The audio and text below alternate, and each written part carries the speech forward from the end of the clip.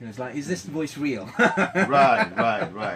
So I introduced Star FM to the public. Really? April 1st, 1999. And then I was also part of the popular radio show, the Benson and Hedges Golden Tones. Oh, right. I actually remember that one. Yeah. Alongside CeeLo Bankole and Bola Makinde. See, I remember. Now you can start calculating my age. Well, I should be asking you this. You're a veteran in the industry, and with the landmark, your contribution to the industry, compare what it used to be then and now. Well, have things basically, Benga, I think you're asking, have things changed? Oh, yeah. Yeah. Absolutely. Big time. Back in the days, we used to do a lot of work, especially now I'm looking at the studios. You guys don't have record players and vinyls and stuff. Oh, you just, it's invisible. You just can't see it. Like we used to do back in the days, Yeah. So it's kind of different, and I like the change. So do you think in working environment wise, for example, if I said to you, oh, you just come and take over, would you find it easier to work now or back then? Oh, absolutely. It's easier now. Yeah, it's kind of easier now. Technology has taken over. Mm-hmm. Yeah. Yeah, and then you can stream from anywhere in the world. Yeah. Wow. Makes it easy. What was that song? Sorry to cut you short. What was that song that the Muhammad wanted? For example, if we don't have it, we can just we just click and then we get it. And you got it right there. But if it's not on the day, if it was not on the record, I mean, you're in trouble. You kind of like signal to the studio manager. So I'm sweating here. Right. So I'm gonna keep talking, and you're gonna find me the record. You know what I'm saying? So it's kind of different. So, but right now, I like the technology. I like the what is it called? All the computers. Yes, the console, the monitors. It's kind of easy. We've actually got a couple of monitors. In fact, actually, I must tell you that this is still big to me.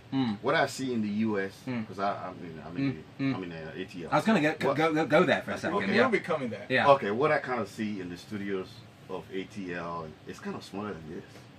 Really? Yeah. So this is actually bigger. This is still big. You see, Nigeria, we're not doing too badly. We are representing. Right. We are representing. I mean, it's still the same process. It's just that it's on a bigger scale. Kind of smaller. Yeah. Everything just keeps There, getting smaller and smaller and. So now, a little bird told me, you've already spilled the beans. Right. A little bird told me you are now based in Atlanta, in Georgia. Yes. We need to ask him when he left for Atlanta. No, first of all, ask him, why did you leave? That's where I'm going, actually. Yeah. Why did you leave and when did you leave the country? I left for greener pastures. Like everyone knows. Well, actually, what actually happened was back in 2003, when Benson and Hedges was actually cigarette was kind of scrapped from the industry in Nigeria. Yeah. So there was this company that I was speaking to in the United States through this Benson and Hedges platform. Right. About presenting a program over there in your station. Right. It's going to be strictly African program. So I spoke to them about it. I sent them the proposals. They accepted it. Okay. I talked to a friend of mine who knows how to do all this paperwork for traveling and all that stuff. And everything was fine. And I started the very first African radio program on WBIS radio back then. It's called 360 Africa Live. Right. And we did it for like 2 years. Wow. But you see, the problem that we have is the Africans over there don't really support you when it comes to advertisements, sponsored programs, and all that stuff. And for it's you all to make money commercial over there. Exactly. And white people is all about It's the all numbers. about the dollars. It's all about the numbers. So when they give you a platform like that, you've got to even though the money is coming in, but there's a particular figure that they really want. Okay. You understand? So it's not that you're making money. No, this is what we want you to make. That's the target. Right, and if you can make this, then we're going to have to stop the program. And that's why we stopped. Oh, sadly. Yeah, it was sad, but hey. Yeah, life continues. So what happened next? What happened after that? After that program? Oh, yeah. Opportunities. I'm a professional DJ. Yeah. Now, that's another part of me that you don't know. Besides being a radio jack, I'm a professional DJ. There's always a fallback position, and you took your fallback position. How did you come into, this jockey? DJ. Yes. I actually started as a DJ. I forgot to tell you that. Okay. I started as a DJ back in 1987. Wow. And I trained at a veteran. Were you born then? Okay, bring her. We'll be talking after this show. Go on, sir. All right. So, 1987 at a studio called Flipside in Ogun State. Okay. It was actually owned by the veteran DJ KC Kunle Koka. He's in London now. So that's where You've all left us. Why? I don't know, man. I don't know. So, yeah, that's how I started. And from there, I moved up to radio because I studied mass communications at the then now Moshood Abiola Polytechnic, right? Ogun State Polytechnic. Ogun State Polytechnic. Right. That's what I studied, mass communications. So I'm getting this. I mean, I'm getting a degree in mass communication. Right. I'm getting the fact that you have the skills to be a DJ. Right. Right. And then you're a presenter. You're an OAP. Yes. You know, a radio jock. Yes. So would you say, for example, if you're inspiring the young guys out there, there's one in the holding studio right there that is listening to this program, for example, and he wants to be a presenter. What would you advise him? Do you stick to one thing, or do you have multiple layers of talent so that anything can happen? Well, here's what it is. I mean, few people are blessed with, several talents, but not everyone. But I would say concentrate on one and just be the best at it. Yeah. And the sky will be the limit. I'm taking notes as you're talking. No, honestly, I'm just writing it all down. But there are exceptional people that can do more than more. Charlie. Like, take for instance Will Smith. Yes. Okay. I call him a multifaceted talent. He's a movie star, he's a TV star. Yeah, he's a rapper. He's a rapper, he's a comedian. Yeah. You understand? Yeah. Some people are They're layers to everything. Exactly. But you gotta discover yourself. Steve Harvey is another example.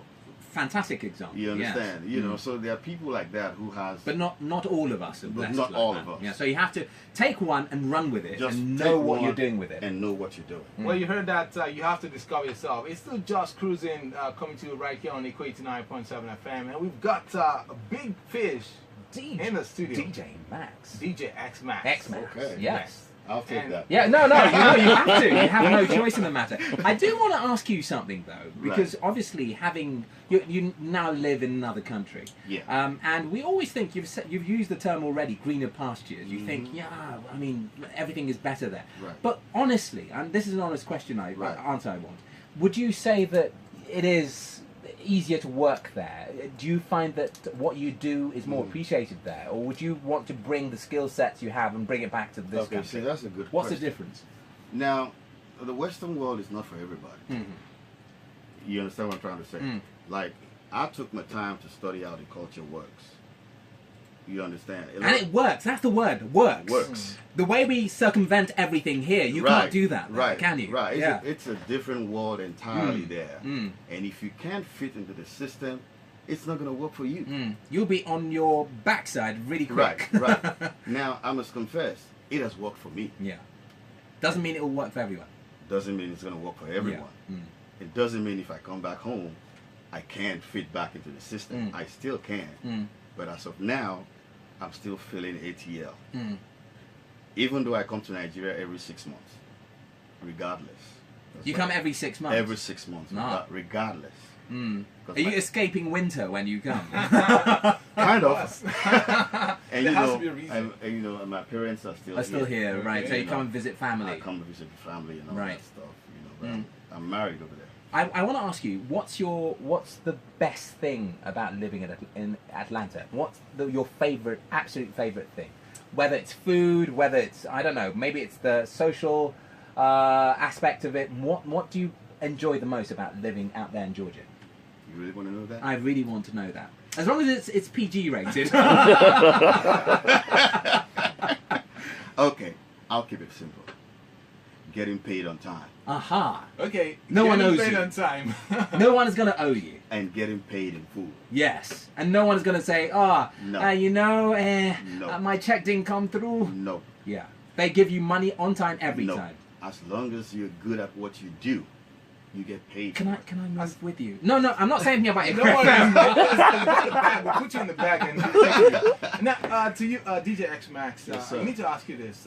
You're in Nigeria, of course. Like you said, you come every 6 months. Right. So I'm looking at you with your vast experience from the ATL, from the US. Right. What are you bringing new to the industry? What are you bringing to Nigeria? At least at least to boost this industry a little bit? Well, I have not thought about that. Okay. You know, It's a pet project for the future. Even though I'm trying to, establish, electronic sales company here. Okay. Because that's another part of me that I do. I have a license to sell electronics in the U.S. Wow. I get it at a very lower rate. In fact, I won't disclose. There's some radio stations in the island that I get equipment for. Wow. Don't worry. We can Right. talk behind the scenes Right. later. Right. So that's a separate part of me. Right. So I was talking to DJ Bombastic about it. Right. And he's been giving me some great ideas. Because trust me, it's very difficult to do business in Nigeria if you really don't understand how the business How it works. works. Yes. Again, works. Yes. And there's a different type of work. Mhm. here. Yes. So I want to get paid on time. Yep. I want to Yep. roll back the It's money not on Atlanta. time. It's not Atlanta. It's not 18. Yes. Okay, we're going to talk to you some more in a second. Let's just take a commercial break. All right. Thanks. Nice.